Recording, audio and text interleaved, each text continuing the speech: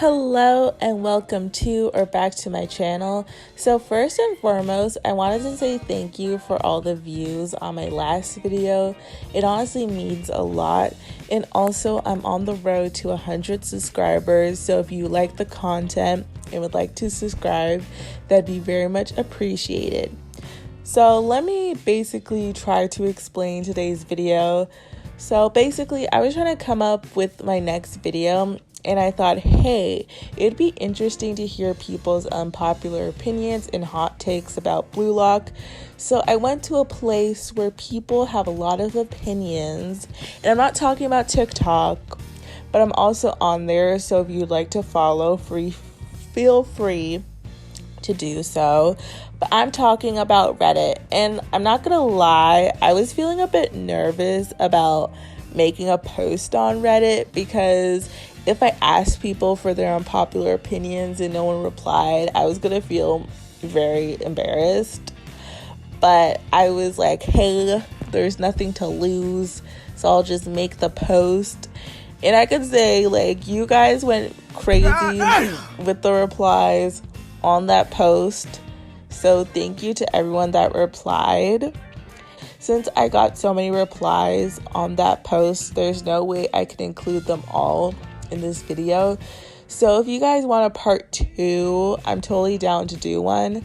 So let's say if this video gets to 25 likes, then I'll do a part 2.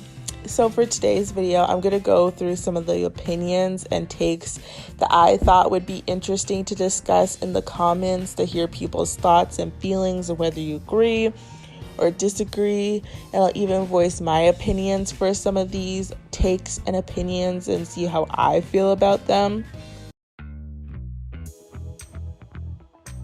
Zantetsu has top 5 potential in Blue Lock since his weapon is so powerful and author literally had to make him stupid to nerf him. I mean a guy who has budget low-key acceleration plus a wicked curve shot and good instinctive dribbling. Like just give him a good coach and management, PXG Loki, and he will be outclassing some of the best.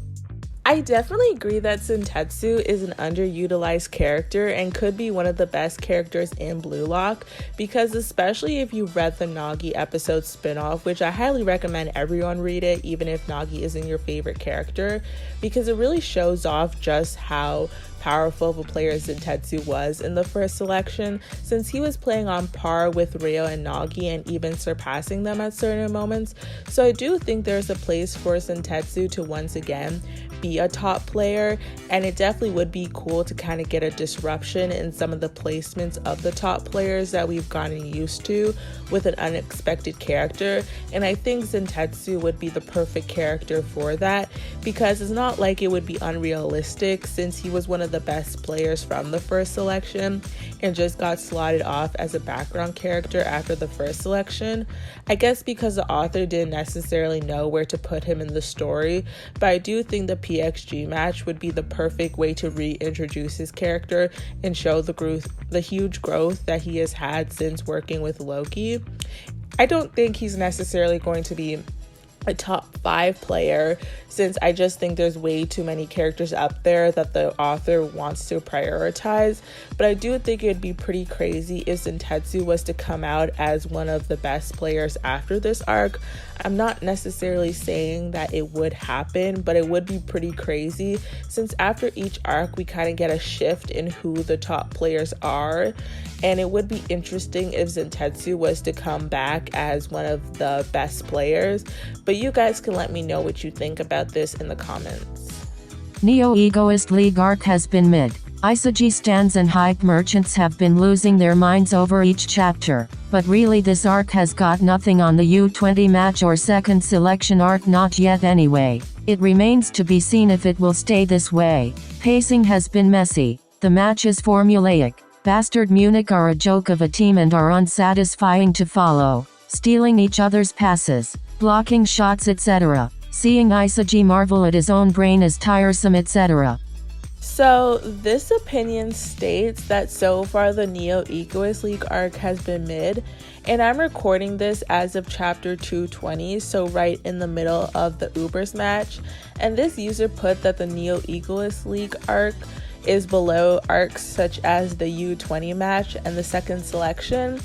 So I would personally disagree with this arc being worse than the second selection, and that is just for the Manshine versus Bastard match alone, since this was such a hype game, and I know people found this match to be long, and maybe because I read this match in one go I got to enjoy it more, but it's definitely one of my favorite matches, so it puts it above the second selection for me personally.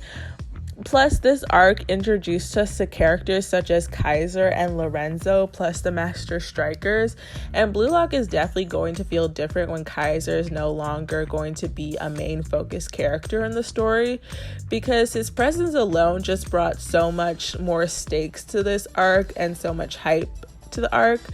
Plus, getting to see the growth of all the characters has been really cool. And with all the storylines and characters evolved in the PXG match that will be coming up eventually in this arc, I feel like that match is really going to define this arc for people, and it could be one of the best matches of the series so far. But I would agree that the U20 match is above this arc, and I'm not sure if any other arcs will go above the U20 Japan arc anytime soon, because the stakes were just so high and the hype was unmatched, and I think it was just such a full circle moment seeing that everything the characters have worked on come to life and seeing all the characters play together in this way. Plus, there are so many great stories that were told during this arc, like with Sai and Rin, plus Aiku's backstory. And then seeing Izaki get that winning goal was just a really great moment. So I just don't think that the same feelings that the U20 match gave is going to happen until an arc like the World Cup. But as for my overall feelings on the Neoegoistleague arc, overall, I like this arc a lot. I do think some chapters are better than others, and some parts do feel rushed, like with Nico and Aiku's moments in the Ubers match, but it's still ongoing. So overall, I have been enjoying it, but you guys can let me know what you think about this arc in the comments. Do you enjoy the Neoegoistleague arc, or do you think it could be better? Yukimiya has a good eyesight. Wow. Next question. See ya. Yuki and Hyori will outlast Nagi, Chigiri, and some other main characters. I have nothing to back this up. It's just a hunch that I stand. Ryo and Nagi as a duo are annoying AF, and I like both of them better when they're separate. Probably not that unpopular, but I wish Ryo and Nagi didn't reconcile. Ryo is a much better player without Nagi, and the fact Nagi didn't even apologize to him properly. Ryo folded too easily. Ryo and Nagi's characters were ruined in Neoegoistleague arc. So I feel like since Ryo and Nagi have reunited since the Manshine match, this has been a take that a lot of people have been having, and I personally agree that Ryo and Nagi are better separate, or at least not so dependent on each other, because when they were separate, we especially got to see Ryo grow so much as a player and become one of the best players in the Blue Lock facility, and I just think his character is so much more than Nagi's sidekick, which I'm afraid is the role that he's going to fall into now that he's essentially back playing for Nagi, since you have to remember that while Ryo's dream is to win the World Cup, he believes that he can do that through making Nagi the greatest striker, and he is willing to sacrifice even his own growth if that means that Nagi will become a better striker. So I just feel like they shouldn't play together until they're able to have a more healthy dynamic, since Nagi's creativity is being sacrificed while Ryo's growth as a player is being sacrificed. Plus, it's also true that both these characters went through a whole arc about learning to play on their own, only to go back to being in the same place they were before. So I could understand why people would be frustrated. I like Ryo and Nagi's friendship, even though I think that could be healthier as well. So I don't think they need to go back to not being friends, but have a dynamic that is similar to Izuki and Bachira's relationship, where they both can grow independent of each other and aren't so dependent on the other person. Wildcard Kunigami is a disappointment. What's wrong with you, bro? What the heck? You tripping, bro? You tripping! Barao is by far a significantly better rival to Isagi than both Rin and Kaiser. The latter two have always been perceived as better and never feels like a true rival, even though Isagi does outplay them occasionally. But I like the rivalry of Barao more because they go back and forth between who is better and it's a more competitive rivalry. At first I was going to disagree with this opinion since I feel like the most interesting dynamic is between Rin and Izuki, but then I thought about it and moments like the second selection between Baru and Izuki in the 3v3 truly did feel like rivals going at each other, or more like Izuki literally insulting Baru so much that he made this man literally have a whole existential crisis and see his future, while Rin and Kaiser, at least in this point of the story, have always felt out of Izuki's reach except for a few moments here and there. So while Rin and Izuki are the most interesting to me, I do agree that Baru does feel more like an actual rival to Izuki. Isagi is 100% stronger than Kaiser, and no, I'm not joking. For one, Isagi just has better weapons than Kaiser and much better metavision, plus I believe his direct shots will outclass the Kaiser impact by the end of the Neoegoistleague arc, plus Isagi already made Kaiser his clown once, so that shows you he's just better.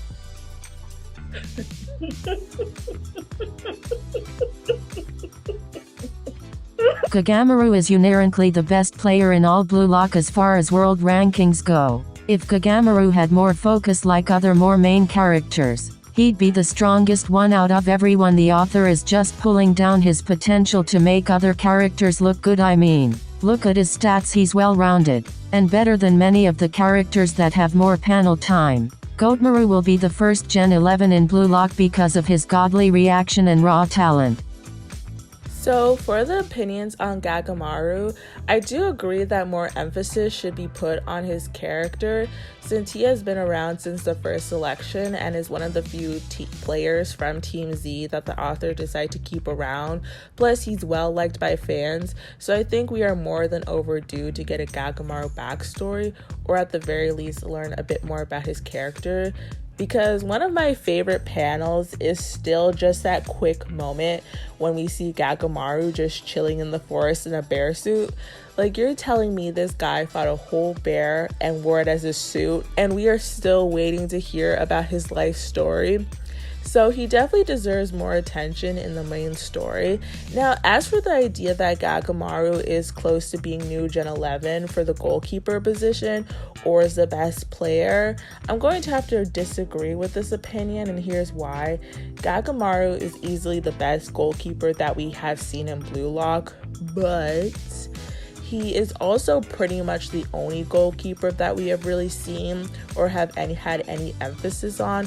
So it's hard to say if he's new Gen 11 for being a goalkeeper when we haven't even met any other good or even decent goalkeepers in the story.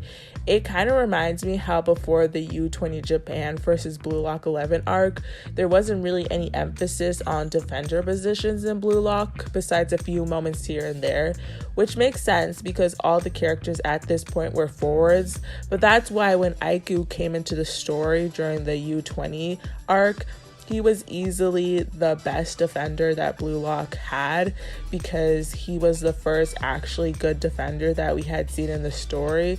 And it was like that for a long time, but now during the Ubers match, we have met Lorenzo, a new Gen 11 defender, and it really put into perspective for us readers what it takes to be a strong defender.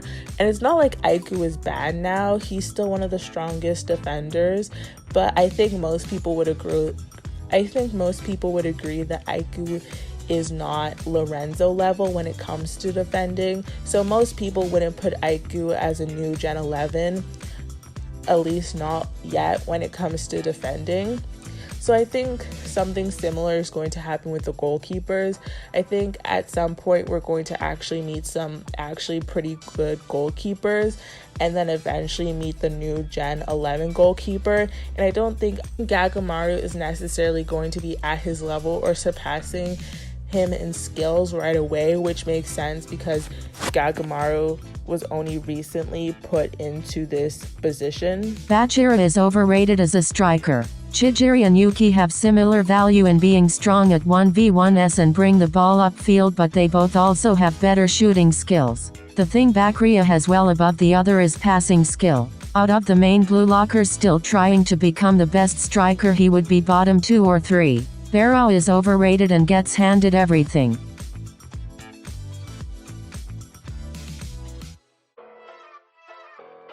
Alright, that's the end of my video. Thank you so much for watching. Let me know which opinions and hot takes you agree or disagree with, if you have any opinions or hot takes of your own, and I'll see you guys in the next video. Don't forget to like, comment, and subscribe.